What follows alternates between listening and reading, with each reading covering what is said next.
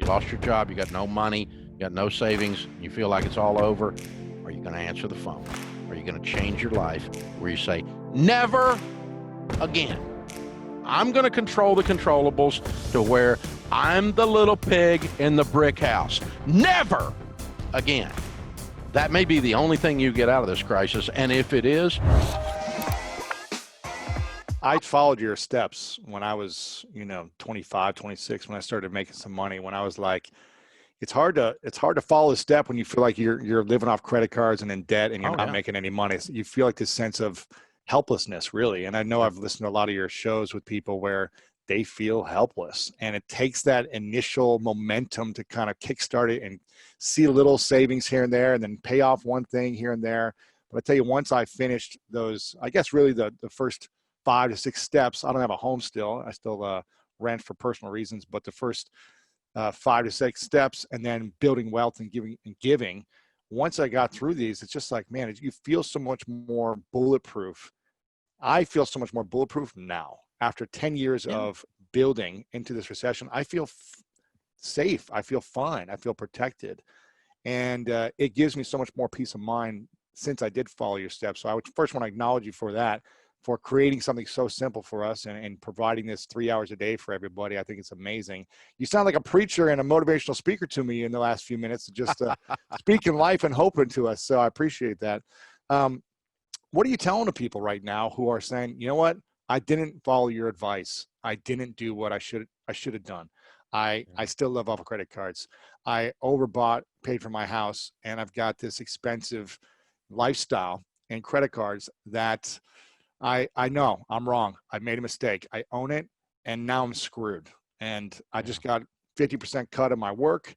I might lose my job in 2 months. I got all these bills. Like, how do you even respond to something like that? Yeah. Well, I certainly don't say I told you so. That's not the message, because I've been there. I've done stupid stuff too, and that's not helpful. And it doesn't bring any healing. The thing is this: we all get wake-up calls. Mm-hmm. We get wake-up calls in our relationships, our spiritual walk, our leadership styles. We get wake-up calls in our finances. And some people, the phone's ringing off the hook right now. They're getting wake-up calls on a bunch of things. They're at home with their family, and they're starting to realize, I was disconnected from my family. I haven't been plugged in. They got a wake-up call on their relationships at home. They've gotten a wake-up call on, I don't have any savings, and I'm deeply in debt. This isn't working. And so the cool thing is, when you get the call, then you have to make the choice. Are you going to answer the phone? If you pick the phone up, that means, baby, it's time to change. And you can look back, and you might be 27 years old right now watching this, and you're screwed. You lost your job, you got no money, you got no savings, and you feel like it's all over. And I remember in 1970, I was 10 years old, and I was in my grandpa's backyard. We were tearing down an old deck, and I pulled some nails out of those old boards as we were taking the boards off. And he taught me to put them down and straighten them with the hammer and save those used nails in a coffee can. Now, my grandpa Ramsey was one of my favorite people on the planet. This is 1970, and he was still answering the phone that rang in the Great Depression. It changed his life. He was frugal and careful and wise with money the rest of his life. And so someday, 27-year-old, you're going to be sitting on the back porch with your grandkid, and you're going to remember, back in 2020, there was the coronavirus, and it changed my life, and that you're going to be that guy. You're going to be giving dad jokes, and grandpa jokes, right? Like I am now. And you're going to get that opportunity. I was 28 years old when I lost everything. It was my fault. It was the S&L crisis. The banking climate changed. I'd built a house of cards. I was stupid. And the phone rang. And it was my wake-up call. Are you going to answer the phone? Are you going to change your life to where you say, never again? I'm going to control the controllables to where I'm the little pig in the brick house. Never again. That may be the only thing you get out of this crisis. And if it is, you got enough. Preach to me, Dave. Come on now. I love this. What's the biggest wake up call for you that this has had? Maybe it's not the financial side of things or business because you guys are thriving. Is there something, relationship, family, friendships, health? Is there anything that's woken you up now or in the near future and recently? Well, I've spent the last 15 years pouring into our leadership team and into the Ramsey personalities, creating this succession plan and so it's not a wake-up call. It's more of a source of pride as to how our leadership team and our Ramsey personalities are reacting in the moment here without me coaching them. They already knew what to do. They're leading. They're out there doing it. They're doing it. They're out there. They're not waiting for Grandpa Dave to say, what do I do? Tell me the steps. No. They already did it. They already did it. And then I found out about it, and that's awesome.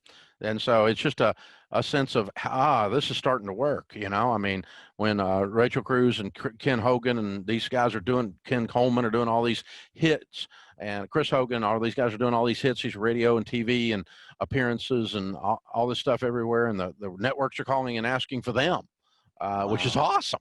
And so, that kind of thing is, I don't know if it's a wake-up call as much as it is. It's very satisfying to say, all that work of the last decade and a half of getting everybody ready to win because we were winning in a winning environment. But then when you get the pressures on and you get squeezed, you see what comes out, and it's good stuff coming out. What was the last, what year would you say was the last big wake-up call for you around, one of the main areas of your life? Do you remember when that was? Where you're like, I'm eating a little too many candy bars, or my relationship, or what? It sounds like you've had the finances down for many years, but is there another where you're like, oh, you know what? I really didn't do as good as I should have done here. I guess it's probably leadership, and I probably get one of those calls every day. Really? There's some days I'm a world-class leader, and some days I'm just a butt. In what way? Like, how are you?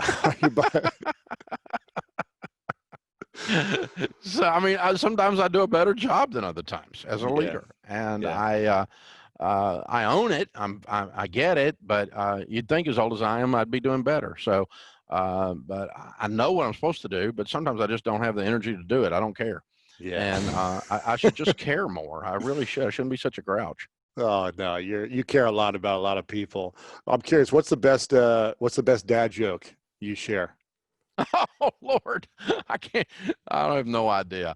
You got me. I'm not a dad joke guy really, other than just stupid stuff off the cuff that doesn't even make sense generationally. So yeah. No good dad jokes. What is the most common thing that you're hearing with the people that are calling in for you right now? What's the thing that you hear over and over again that they need the most support with? I think there's a sense, I think when hope gets gut punched the way it has for folks right now, the answers fall, a lot of them fall in the category of this is not going to last forever. Because there's this sense that, stock market's down. Do I take my investments out? Well, only if you think it's going to stay down forever. Right. Because you're 35. You're going to be investing for 30 more years. You don't think it's going to come up in 30 more years? Really, you're predicting the end of America? That's silly. But your emotions tell you lies when they're based in fear and when they're based in anger.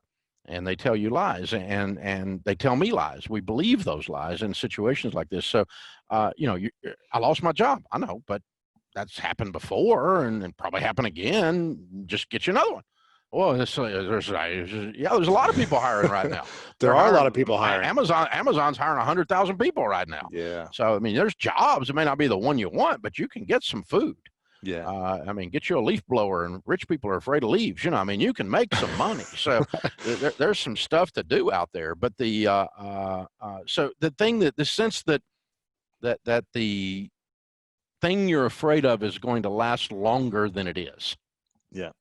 Whether it's the actual virus, whether it's the shutdowns, whether it's the economic repercussions of the shutdowns, whether it's the employment situation, whether it's the quarantine, it feels like it's going to last forever. But the chances of you being in the exact situation you're in a few months is almost zero. Yeah. Your life is not a snapshot. You're not trapped in this moment. It's a film strip. The story's going to continue to unfold.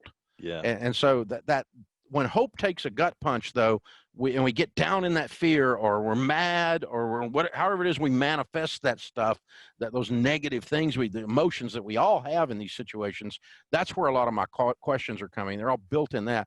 And I'm spending all my time going, yeah, but it's not going to last forever. Yeah, but it's not going to last forever.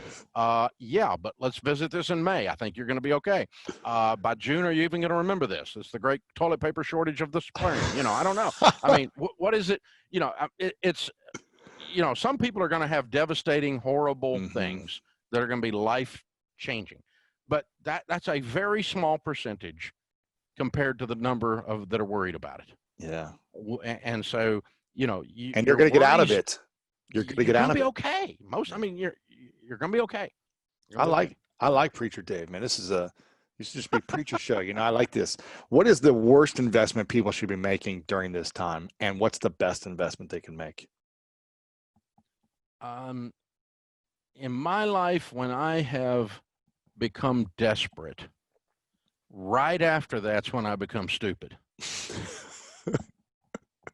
Yeah. And explain. The other one is when I get, when you get scared and you go rushing towards something out of fear, that sense of desperation, this thing, when you do that, you're getting ready to screw up. I mean, just count on it. And the other time you do that is if you're greedy.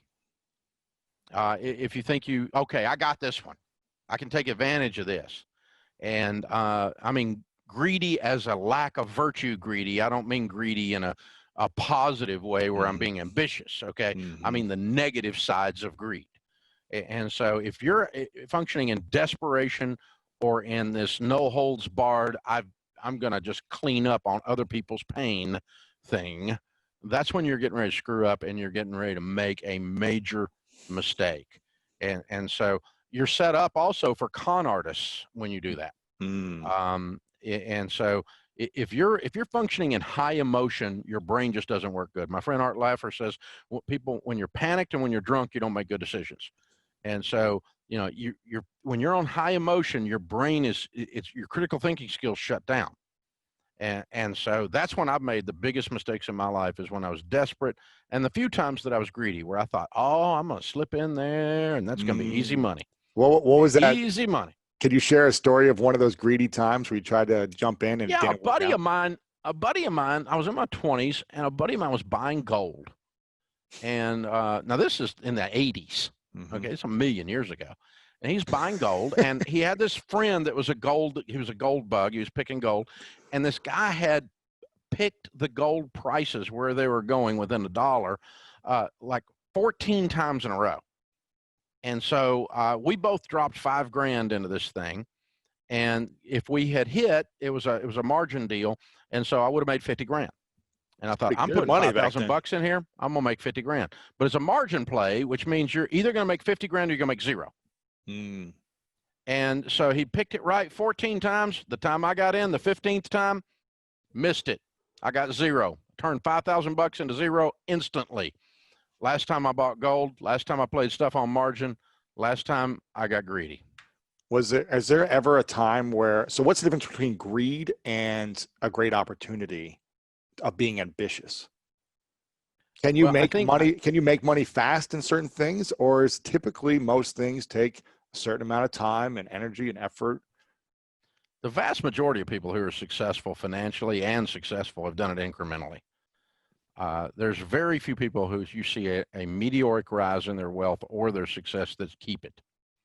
And I think because you build your character along the way to be able to hold on and be able to do it. I think that's my theory on it.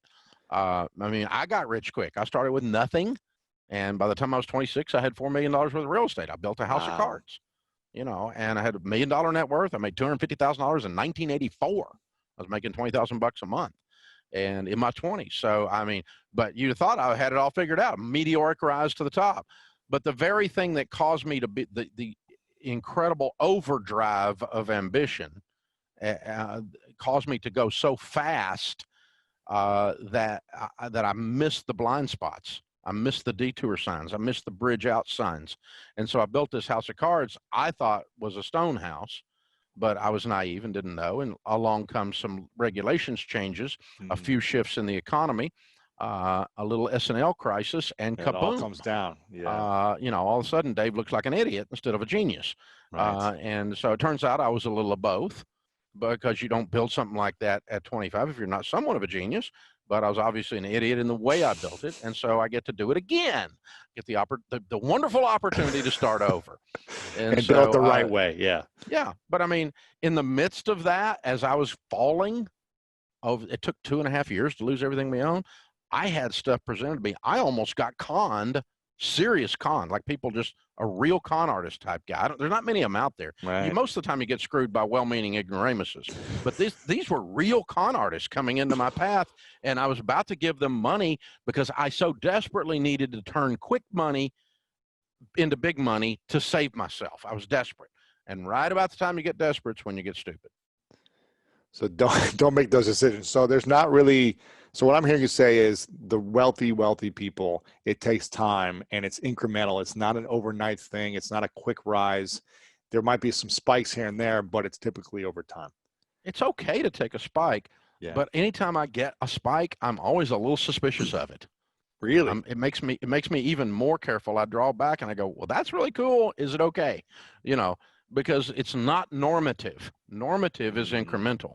And so I always tell entrepreneurs, it's okay to be on the cover of Slow Company magazine. If you want to learn how to make more money and master money in your life, then check out this video right here. Most people just go along and their language is filthy and their life is filthy, and then they wonder why they're not attractive. And they wonder why they're not winsome and the opportunity does not come to them. It's because opportunity runs from that.